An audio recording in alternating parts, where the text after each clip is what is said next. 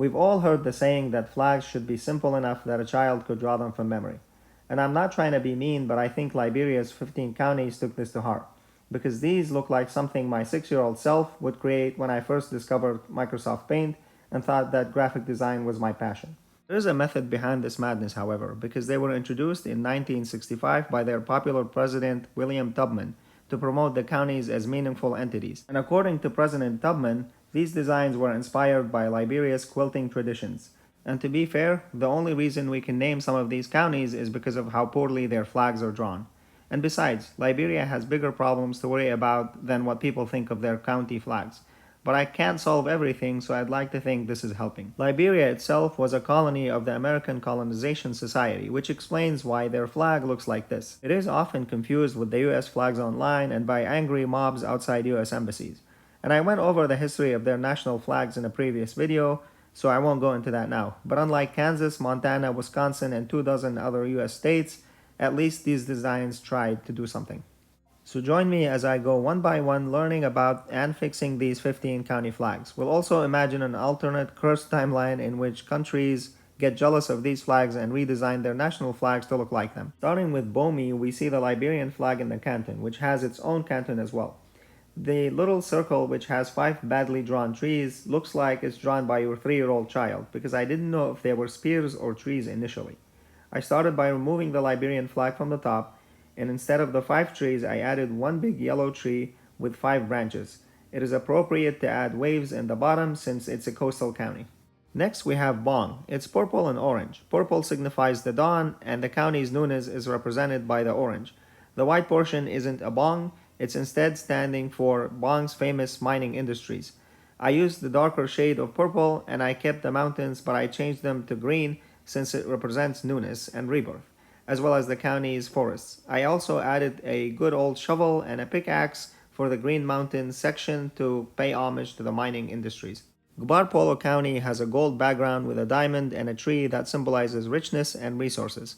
The tree looks like a person is holding Australia, so I decided to keep the yellow and use this design to represent the sparkling diamond. I know it might look like a virus, but no, it's a diamond. I also decided to go with this green band instead of keeping the funny looking tree, since green and yellow fit together very well. Grand Bassa's banner has a dark blue representing loyalty, while the stripes represent the 4 members of the Grand Bassa delegation that signed the Liberia Declaration of Independence in 1847. For my design, I wanted to keep the colors as is, and I changed the 4 lines into diagonal wavy lines to show Grand Bassa's coast and to reflect its location within Liberia. I ended up adding this white star from Liberia's national flag as well. The flag of Grand Cape Mount is exactly that. It's a big green mountain with 3 peaks, and we can see the reason for that if we quickly Google pictures of the county. So I went with this simple design, keeping the border showing the 3 peaks and a wavy line for the county's shores. Grand Gede has nice elements and good potential. I like the sun and I like the mountain, so I'm redoing the same symbolism and colors with a different and better design.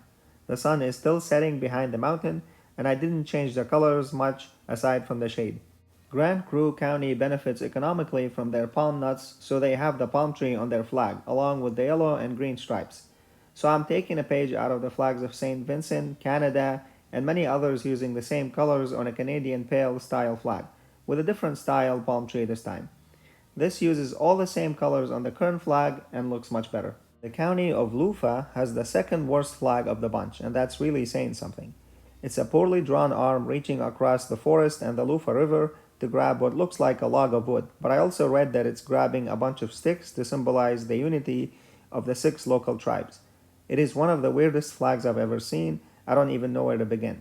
So I'm keeping the green and the blue, and instead of the brown hand and the sticks, I drew 6 stars to symbolize the unity of the country's tribes. Margibi is next, and we have green for the forests and red for the struggle towards democracy in the 1980 coup d'etat.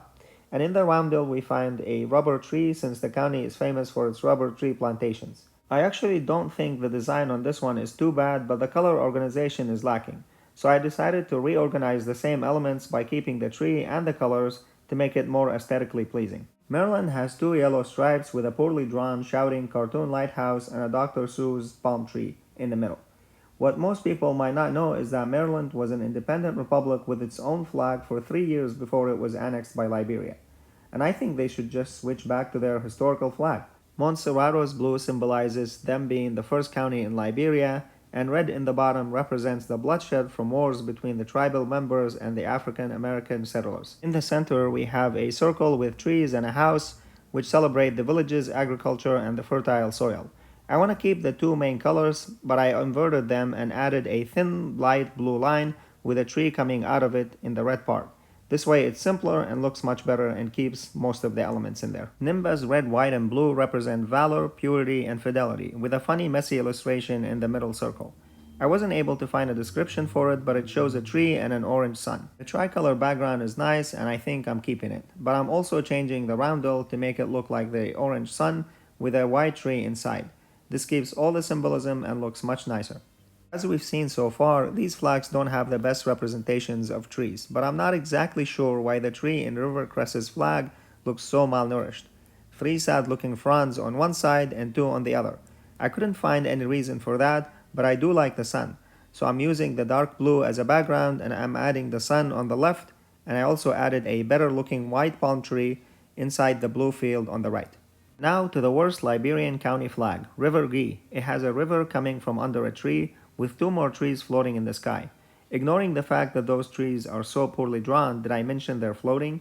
In trying to fix this mess, the blue bar was added for the river and the green for the trees.